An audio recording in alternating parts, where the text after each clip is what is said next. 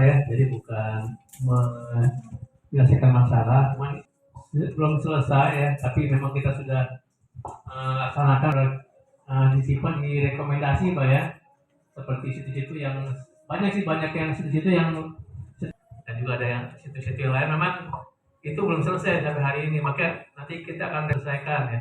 Bagaimana caranya nanti kita akan buat ada khusus.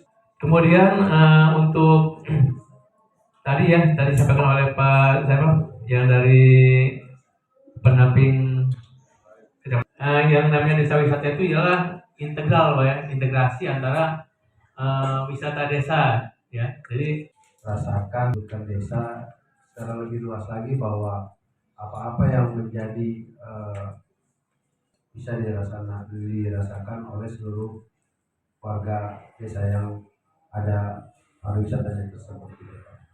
Dalam hal ini tidak hanya menguntungkan salah satu pihak, depan belakang masyarakat yang ada di desa wisata itu bisa ikut merasakan hanya seperti itu. Mungkin dari para kepala desa, jangan tikus mati di lumbung padi hanya itu yang bisa ini. Nah, bapak-bapak sudah selesai Pak ya?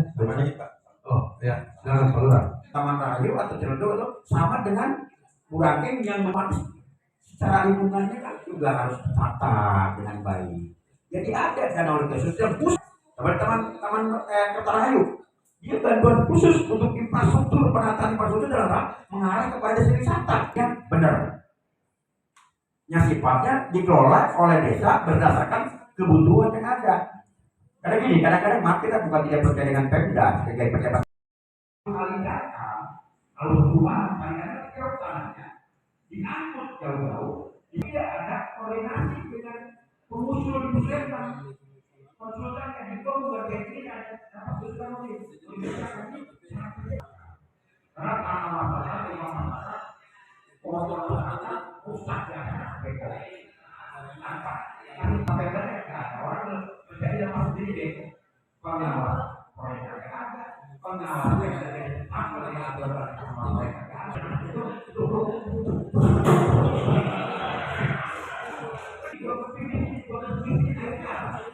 turun lagi normalisasi baru kita berada ada anggaran buat programnya, ada anggaran normalisasinya, ada anggaran hari ini hari apa? Hari Selasa ya? Iya. Hari Rabu. Rabu. Pansus 26 yang membahas tentang perda inisiatif tentang desa wisata dan mendatangi Kecamatan Setu. Kemudian Pak Camat mengundang sejumlah kepala desa. Tentu saja dari hearing ini akan ada sudah kita terima masukan-masukan, diantaranya soal kewenangan aset yang beberapa aset ini ternyata milik BPWS. Ya, bagaimana polanya ketika desa ingin menjadikan sebagai destinasi wisata?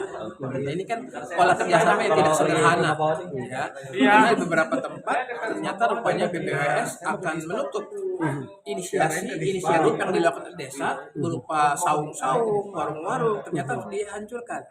Ya menurut saya sebagai wakil ketua DPRD, mestinya BPWS hanya fokus ketika dia boleh menganulir ketika merubah fungsi. Ya, padahal kalau ketika fungsi tidak berubah, misalnya jangan di ini dong.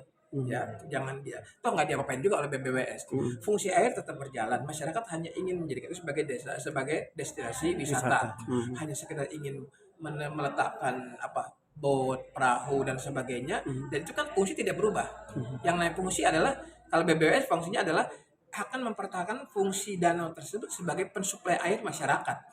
Jadi mungkin kalau misalnya merubah dibikin bangunan baru yang permanen yang akan memperkecil jumlah kilometer danau, itu betul harus dilarang. Tapi kalau mana sepadan yang harus dilalui orang, saya pikir harusnya tidak dilarang harusnya. Tapi alhamdulillah ini mesti didiskusikan dengan BPWS gitu ya.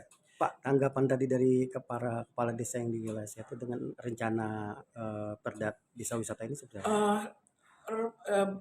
Rupanya tadi para kepala desa sangat bergairah dengan akan munculnya perda atau raperda masih raperda tentang desa wisata, dan ternyata mereka sudah membuat yang namanya wisata desa, bikin yang namanya peraturan desa yang mirip aturan-aturan tentang standar wisata. Contoh, tidak boleh mencoret-coret pohon, kemudian tidak boleh buang sampah.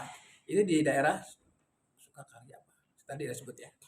Nah, itu kan saya pikir luar biasa. Dan desa-desa lain ternyata siap juga membuat destinasi wisata berdasarkan muatan lokal masing-masing. Artinya bahwa sebenarnya saya yakin bukan hanya Kecamatan Setu, saya yakin kecamatan-kecamatan lain siap juga tuh menyambut perda wisata yang tentu saja di dalamnya nanti akan tumbuh sistem ekonomi yang tumbuh, kemudian masyarakat yang ikut terlibat, ya ikut menikmati, karena Bekasi terus terang belum terlalu dikenal sebagai daerah wisata. Dengan rencana Raperda ini memang mendapat apresiasi berarti dari para kepala desa. Iya, ya tinggal memang diharapkan dari perda ini Pak Kepala Desa dengan aparatnya bisa menjalankan dengan nyaman.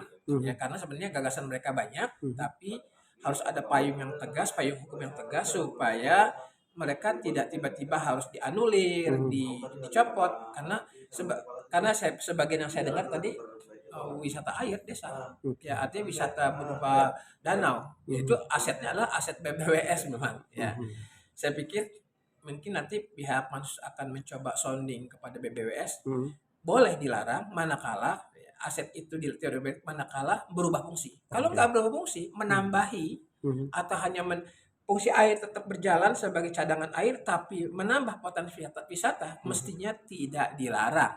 Dan harus mendapat dukungan. Bahkan dikerjasama.